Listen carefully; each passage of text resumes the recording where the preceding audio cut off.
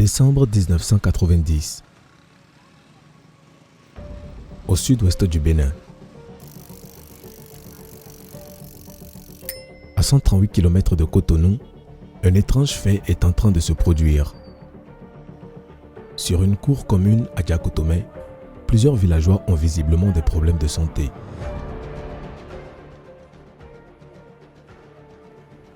Les villageois de la cour et d'autres habitants de la région suspectent un empoisonnement collectif. La rumeur circule. La peur et la méfiance sont désormais au cœur de la communauté villageoise.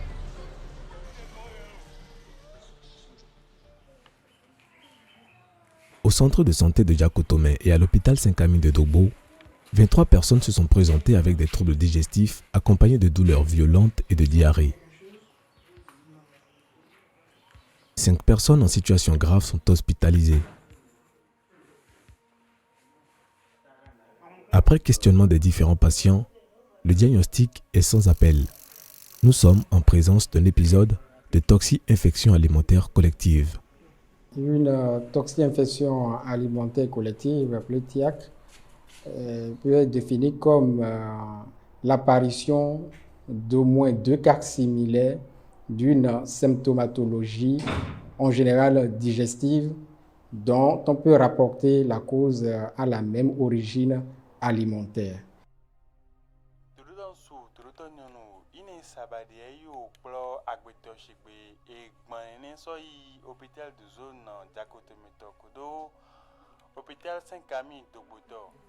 L'information s'est propagée dans tout le pays. 4 jours après la consultation du premier cas, les autorités ont alors dépêché une équipe de scientifiques sur le terrain pour découvrir l'origine du problème. Les arguments épidémiologiques et cliniques leur ont permis d'incriminer une toxi-infection à salmonelle.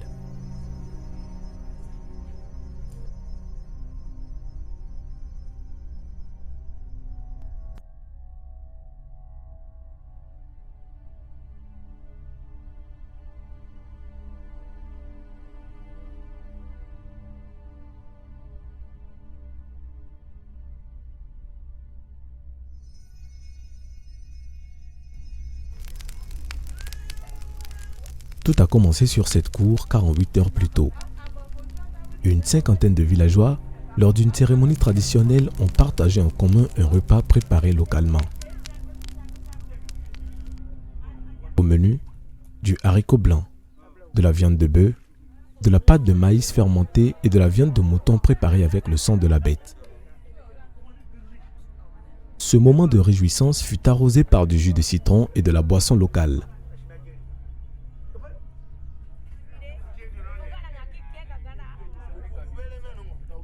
La joie et le sourire qui ont réuni ces villageois autour d'un même festin s'est soldé par une série de malaises. Plusieurs facteurs peuvent favoriser le développement d'une TIAC. En grande majorité, ce sont les alimentations collectives, c'est-à-dire les restaurations collectives. 10% des TIAC sont survenus grâce aux alimentations collectives, c'est-à-dire lorsqu'on se regroupe lors d'une manifestation et on mange un mets qui a été mal préparé, mal cuit. C'est souvent dans ces cas qu'on a les TIAC. Le germe le plus fréquent, de façon générale d'ailleurs des toxi-infections, ce sont les salmonelles. Donc, ces salmonelles en présence de ces produits dans ces aliments vont déclencher ce que nous allons avoir. Les toxi-infections alimentaires collectives ont beaucoup de microbes impliqués. Les salmonelles en sont, je peux dire, une partie. Nous avons beaucoup d'autres bactéries, que ce soit de la même famille que les salmonelles ou pas. Nous avons beaucoup d'autres bactéries, Staphylococcus aureus, vous voyez, Escherichia coli, autant de bactéries qui mettent en difficulté les consommateurs. Plusieurs symptômes et malaises peuvent spontanément renvoyer aux toxi-infections alimentaires collectives à salmonelle. Dès que les symptômes sont observés, le médecin fait une demande immédiate d'analyse au laboratoire. La personne aura de la diarrhée. On parle de diarrhée fébrile, la diarrhée qui s'accompagne de la fièvre. la personne va se plaindre de douleur au niveau du ventre. Donc, il peut y avoir aussi des vomissements. Mais c'est beaucoup plus la douleur au niveau du ventre, la fièvre et la diarrhée qu'on va avoir. Mais quand on a ça, ça peut se retrouver dans d'autres maladies infectieuses, mais d'autres maladies digestives. C'est lorsqu'on demande, on voit le contexte. On voit est-ce que la personne a consommé récemment une alimentation en groupe, voilà, et ou bien on voit cette personne, quelques temps après, on voit une autre personne encore qui vient. Là, on va dire, là, on est en face d'une toxi-infection alimentaire collective. Le diagnostic microbiologique des salmonelloses va suivre plusieurs étapes. Nous avons une première étape qu'on appelle le pré-enrichissement. Donc, on va essayer de révéler, de potentialiser la présence de la bactérie dans l'échantillon. Nous allons passer ensuite à l'enrichissement. Cet enrichissement qui contribue toujours à potentialiser la présence de la bactérie dans l'échantillon, avant de passer véritablement à l'utilisation des milieux sélectifs, où nous allons affiner, n'est-ce pas, le diagnostic de la dite bactérie. Une fois que nous avons mis en évidence les colonies de cette bactérie, à l'aide de tests biochimiques, nous allons pouvoir donner un nom à l'espèce. Comment les salmonelles fonctionnent-elles dans notre organisme? La bactérie entre généralement dans notre organisme par la bouche avec les aliments contaminés. Elle passe ensuite dans l'estomac où elle résiste à un bain d'acide. Elles atteignent l'intestin où elles prolifèrent et produisent des toxines. L'envahissement des cellules de la muqueuse intestinale entraîne une diarrhée. Cette diarrhée est habituellement sans danger, car les bactéries en cause sont rapidement captées par nos cellules de défense et sont tuées, sauf chez les sujets à risque ou immunodéprimés, où nous observons des complications.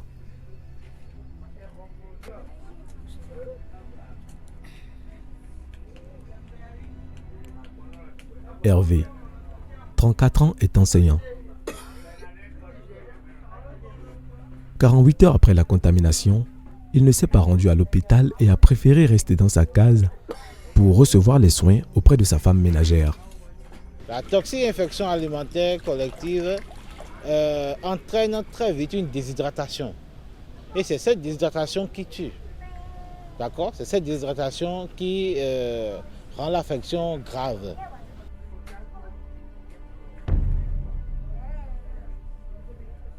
L'enseignant de 34 ans meurt à domicile pour cause d'absence de prise en charge médicale.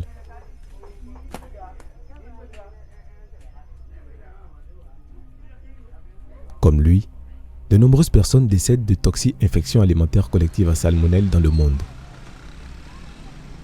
Selon l'Organisation mondiale de la santé (OMS), une personne sur 10 tombe malade en consommant des aliments contaminés chaque année et 420 000 personnes en meurent.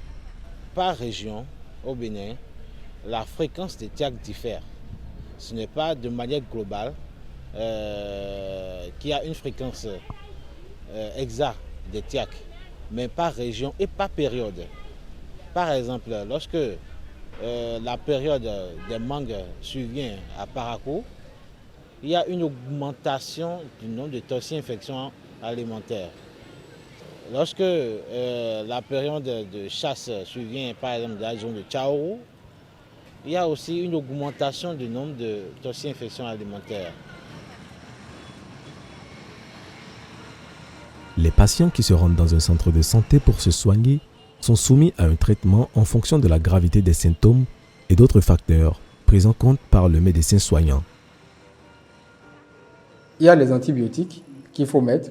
Ces antibiotiques ne sont pas systématiques, c'est dans les cas spécifiques qu'on les met. Il y a ce qu'on appelle les médicaments contre les antispasmodiques, les médicaments contre les douleurs.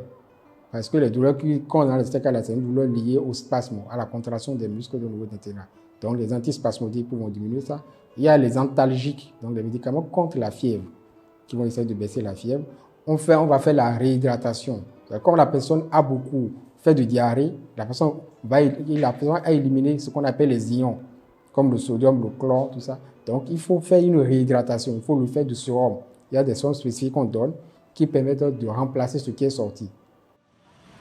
Aujourd'hui, la communauté scientifique fait de plus en plus face à l'inefficacité des antibiotiques intervenant dans le traitement des toxi-infections alimentaires collectives à salmonelle. Il existe donc des chances pour un patient de ne pas être guéri malgré une prise en charge médicale si celle-ci est fondamentalement basée sur les antibiotiques. Pour cause, la résistance aux antibiotiques.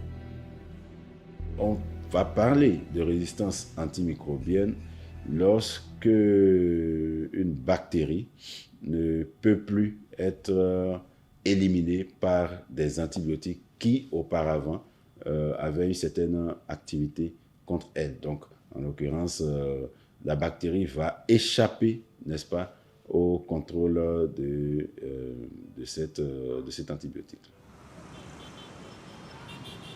Selon les estimations de l'Organisation mondiale de la santé, la résistance aux antimicrobiens tuera jusqu'à 10 millions de personnes par an d'ici 2050 si aucune mesure supplémentaire n'est adoptée.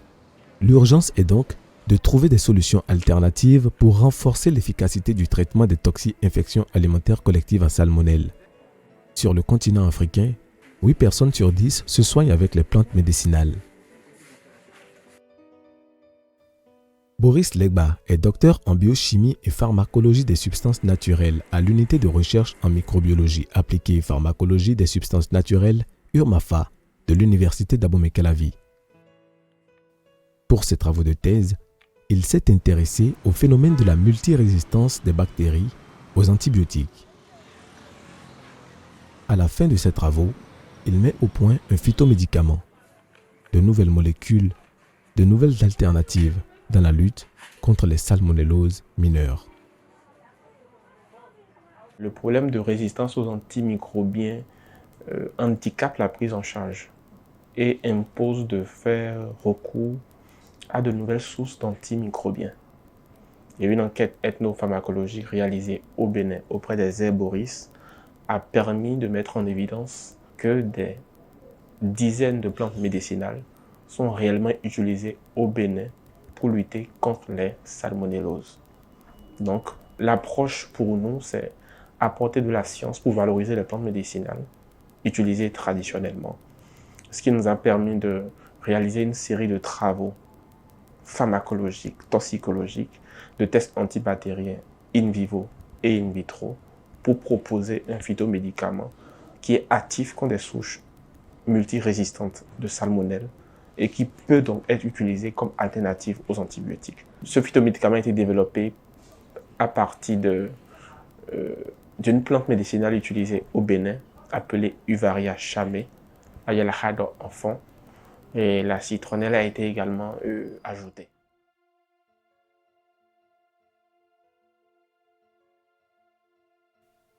Même si aujourd'hui, il existe des traitements pour guérir les toxi-infections alimentaires collectives à salmonelle, il existe certaines habitudes de vie et certaines conduites à adopter pour réduire leur fréquence et leur impact sur nos sociétés.